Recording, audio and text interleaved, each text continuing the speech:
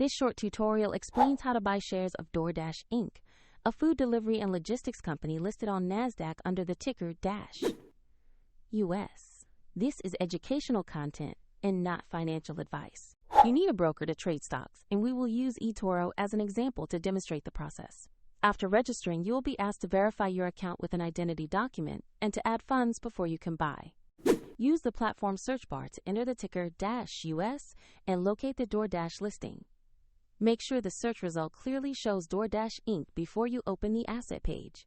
On the asset page, you will find basic company information and a price chart to review recent price action. Confirm the name and ticker match DoorDash Inc. -US so you are on the correct stock page. To invest, click the Buy button. Enter the amount you wish to invest, review the order details, and confirm the order. If the market is closed, the order may be queued for the next session, and the platform will prompt you to add funds if your balance is insufficient before confirming. Your new position will appear in your portfolio once the order executes. Check the link in the description for the eToro registration page if you want to follow the same steps shown here.